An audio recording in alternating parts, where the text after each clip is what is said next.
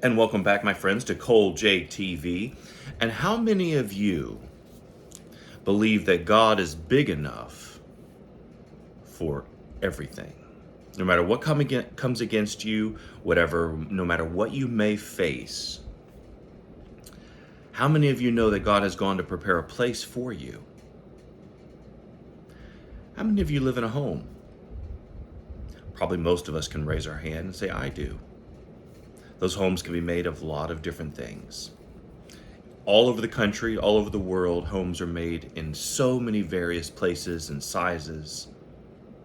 But do you know what Jesus told us before he left? I'm going to prepare a place for you. You know what he specifically says? He says in John chapter 14, there is more than enough room in my Father's house. Rooms in my Father's house.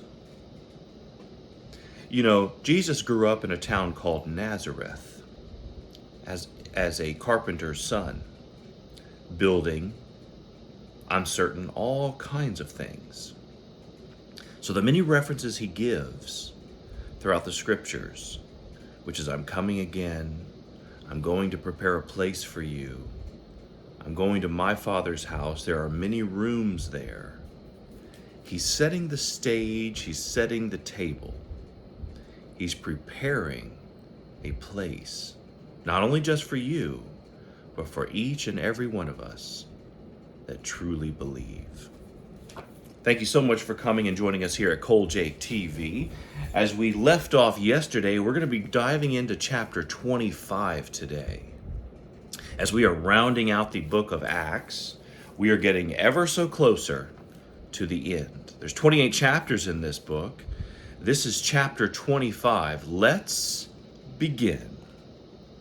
3 days after Festus arrived in Caesarea to take over his new responsibilities, he left for Jerusalem, where the leading priests and other Jewish leaders met with him and made their accusations against Paul. If you recall the last time we left off, Paul was meeting Felix. Let's continue. They asked Festus as a favor to transfer Paul to Jerusalem, planning to ambush and kill him on the way. So they had set a trap to execute Paul once he traveled, and they were going to prepare an ambush and they were going to kill him. Let's keep going. But Festus replied that Paul was at Caesarea and he himself would be returning there soon. So he said, those of you in authority can return with me. If Paul has done anything wrong, you can make your accusations.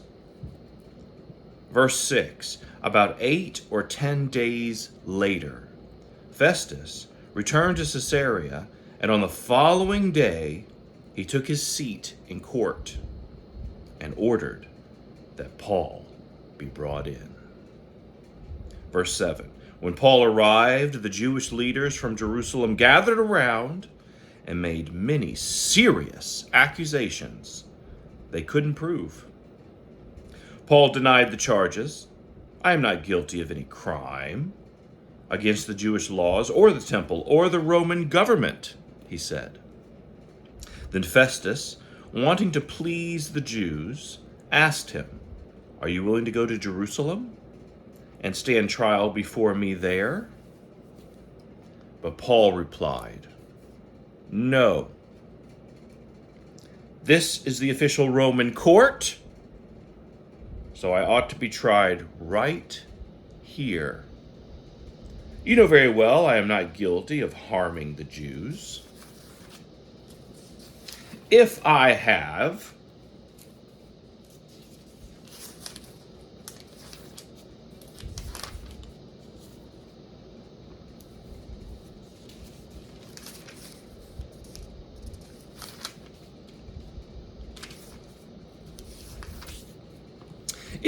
done something worthy of death, I don't refuse to die Look how bold and courageous Paul is.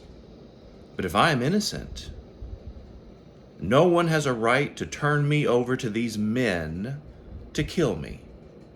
I appeal to Caesar." Festus conferred with his advisors and then replied, "Very well. You have appealed to Caesar, and to Caesar you will go." A few days later, King Agrippa arrived with his sister Bernice to pay their respects to Festus, and during their stay of several days, Festus discussed Paul's case with the king. "There is a prisoner here," he told him, "whose case was left for me by Felix. When I was in Jerusalem, the leading priests and Jewish elders pressed charges against him and asked me to condemn him. I pointed out to them that Roman law does not convict people without a trial. They must be given an opportunity to confront their accusers and defend themselves. When his accusers came here for the trial, I didn't delay. I called the case the very next day and ordered Paul brought in, but the accusations made against him weren't any of the crimes I expected. Instead, it was something about their religion and a dead man named Jesus, who Paul insists is alive. I was at a loss to know how to investigate these things, so I asked him whether he would be willing to stand trial on these charges in Jerusalem. But Paul appealed to have his case decided by the emperor, and so I ordered that he be held in custody until I could arrange to send him to Caesar." "I'd like to hear the man myself," Agrippa said. And Festus replied, "You will, tomorrow." So the next day, Agrippa and Bernice arrived at the auditorium with great pomp, accompanied by military officers and prominent men of the city. Festus ordered that Paul be brought in, and then Festus said, "King Agrippa, and all who are here, this is the man whose death is demanded by all the Jews, both here and in Jerusalem. But in my opinion, he has done nothing deserving death. However, since he appealed his case to the emperor, I have decided to send him to Rome. But what shall I write the emperor? For there is no clear charge against him. So I have brought him before all of you, and especially you, King Agrippa, so that after we examine him, I might have something to write. For it makes no sense to send a prisoner to the emperor without specifying the charges against him."